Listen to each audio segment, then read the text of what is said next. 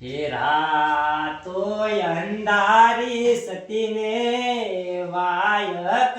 આયો જી હે જી મારે જાવું રે ધણી ને દરબાર રે હા હા રાતો અંધારી સતીને વાયક આયો જી આજે રાતે ભજનમાં જવાનું છે વાયક તો આવ્યું હવે 3 રાતનો ઉજાગરો હ પણ ભજનમાં તો જવું તો પડશે આપણે ભગત છીએ એલા છોકરા હો જોઈ પેલા પાણી ભરલા કે લાવો પાણી લાય હેડ આનું